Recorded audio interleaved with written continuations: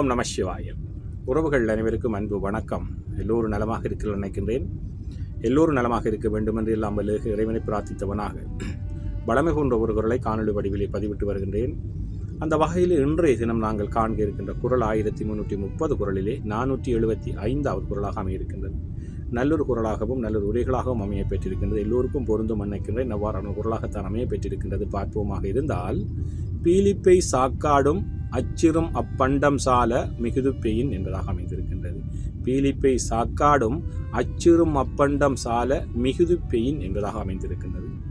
அதற்குரிய 3 உரைகளிலே முதலாவது உரையை நாங்கள் பார்ப்போமாக இருந்தால், மயிலிறகு ஏற்றிய வண்டியே ஆனாலும் அந்த பண்டம் அளவோடு ஏற்றப்படாமல் அளவு கடந்து மிகுதியாக ஏற்றினால் அச்சு முறையும் என்பதாக அமைந்திருக்கின்றது. உண்மையும் அதுதான். பஞ்சு மூட்டையாக இருக்கட்டும், மயிலிறகாக இருக்கட்டும், தவிட்டு மூட்டையாக இருக்க, உமி மூட்டை எதுவாக இருந்தாலும் நாங்கள் அளவோடு சுமக்க வேண்டும், நாங்கள் அளவோடு ஏற்ற வேண்டும். அளவு கடந்து ஏற்றுவோமாக இருந்தால் அச்சு முறியும் என்பதாக எங்களது வாழ்க்கை முறிந்துவிடும் என்பதாகத்தான் முதலாக ஒரு அழகாக அமைந்திருக்கின்றது. அதே போன்றுதான் கலைஞர் அவர்களும் பீலிப்பை சாக்காடும் அச்சிறும் அப்பண்டம் சால மிகுதிப்பெயின் என்ற குரலுக்காக அழகான உரையை தந்திருக்கின்றார். முதலாவது உரையின் சாரிலே தான் அமைந்திருக்கின்றது. பார்ப்போமாக இருந்தால், மயிலிறகாக இருந்தாலும் கூட அதிகமாக ஏற்றப்பட்டால் வண்டியின் அச்சு முறுகின்ற அளவுக்கு அதற்கு பலம் வந்துவிடும் என்பதாக அமைந்திருக்கின்றது.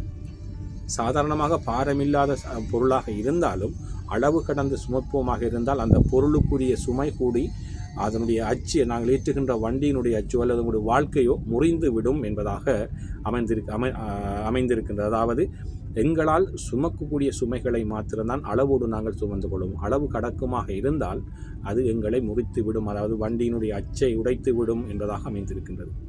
அதே போன்றுதான் சாலமன் பாப்பை அவர்களும் பீலிப்பை சாக்காடும் அச்சிறும் அப்பண்டம் சால மிகுதிப்பெயின் என்ற பொருளுக்காக அழகான உரையை தந்திருக்கின்றார். அவரும் அதே போன்றுதான் அமைந்திருக்கின்றது. பார்ப்போமாக இருந்தால், மயில் தொகைதானே என்று அதை அளவுக்கு அதிகமாக வண்டியில் ஏற்றினால் வண்டியின் அச்சு முறிந்துவிடும்.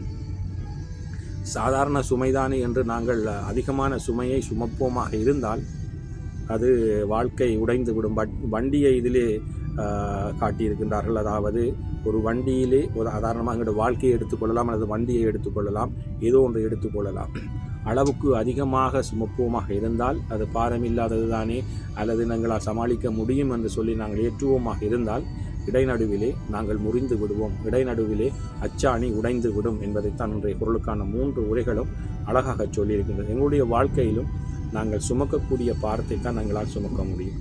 இல்லை என்று சொன்னால் எங்களுடைய வாழ்க்கையும் உடைந்துவிடும். ஆகவே நாங்கள் எங்களுடைய வாழ்க்கையில் எதை சுமக்க முடியுமோ அதைத்தான் சுமப்பதற்கு நாங்கள் முயற்சி செய்ய வேண்டும் என்பதைத்தான் இன்றைய குரல் அழகாக சொல்லியிருக்கின்றது. பீலிப்பை சாக்காடும் அச்சிறும் அப்பண்டம் சால மிகுதிப்பெயின்.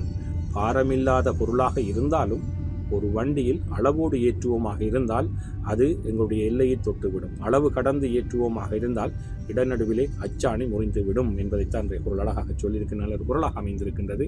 பீலிப்பை சாக்காடும் அச்சிறும் அப்பண்டம் சால மிகுதிப்பெயின். ஓம் நம சிவாய. நன்றி, வணக்கம். அடுத்த குரலை சந்திக்கலாம்.